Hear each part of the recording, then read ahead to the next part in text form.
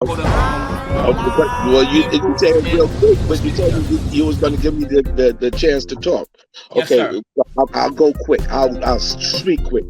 Okay, Okay. so the records that was just talked about was Jimmy Castor and Apache.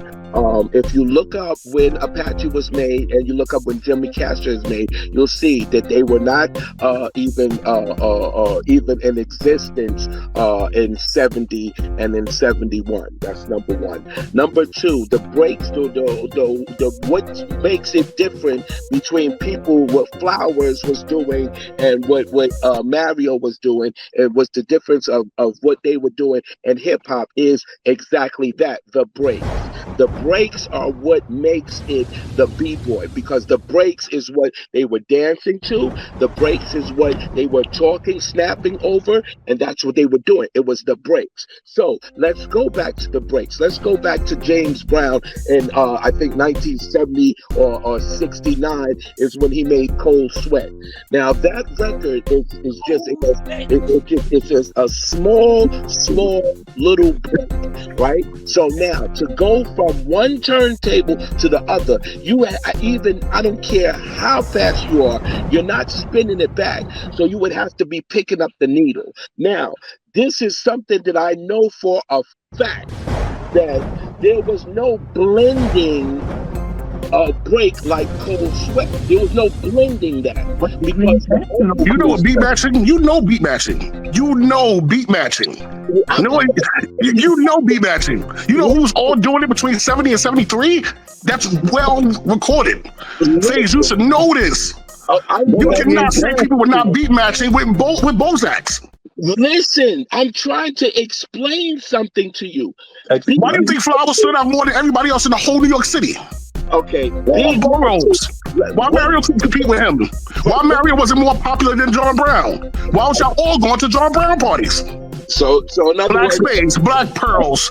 Everybody was running to his parties because his playlist. Even Herc said I had to copy his playlist. Herc said I had to take his playlist and add stuff to it. And they asked Herc, where'd you get that Just Gun from? I got it from Brown. Where'd you get it? I got it from Brown. Buttermilk, Kool and Gang, Brown. They took all his playlist. He said, I just added stuff to it.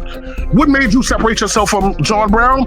He said, because everybody played James Brown. James Brown was the beginning of hip hop. What made you different from John Brown stealing all his stuff? He said, when Timmy Tim gave me a copy of Apache. That took everything. You just said it right there. I'm still talking. I'm still explaining it to you. Once he gave him that a copy of Apache, he said that became my signature record right there from parties that were not broadcasting Apache. What? It became my signature record. Hold on, Cornbread. What year was Apache made? We know that. What year you think we're talking about? You said that John Brown was when he gave him Apache. What year? No, I did not say that. I did not say that. They said, what separated you from John Brown's playlist that you took from 1970 to 71? He said, when I got my hands on Apache. Okay. That's in 74 when he got his hands on Apache. 75, that's when he got his hands on Apache. So yeah, what were the breaks before that? I just gave you an example of Cold Sweat. And so the break part is just the drums. We're not talking about putting the rest of the instruments into the record and making sure do that. Anybody can do that. Anybody, you could do that on a closing play. You can have two closing plays to play the whole entire record. We're talking about the break part because that's what hip hop is. It's dancing over the break part. It's dancing over the part where it's just the drums. It's just that's take away from the drums. Now, if you talk about beat matching, that has nothing to do with playing break to the end of the break and synchronizing it so that it'll play continuously from that same place. So beat matching is when you take a beat and you can take another beat that is similar and blend together. You just said it yourself.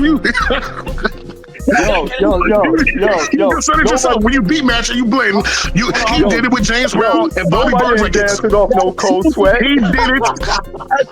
Flowers was a funk master fanatic.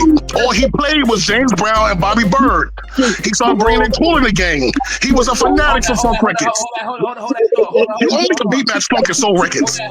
You just said that it was about beat matching. So what you did, what you're saying is, that's what I did. I'm telling you, like Concrete Park, and you can mix it with Shaft in Africa. But that has nothing to do with taking two Cold Sweats and using just the break beat on Cold Sweat and go from one Cold Sweat to the other Cold Sweat. So that's extending a break beat. You're talking about extending a break beat. And that's exactly what I'm trying to say. That's what I just said you can mix a Bobby Bird record with a James Brown record by beat matching. Was the difference between what Flowers and all of them were doing. They were taking records, that any ordinary records, and they were going from one record. Phase. Listen. You cannot. The history cannot change. Facts cannot change. Let me ask this question. When you talk to anybody from the 1970s, they will tell you nobody was better than Flowers. Grandmaster Flowers. What?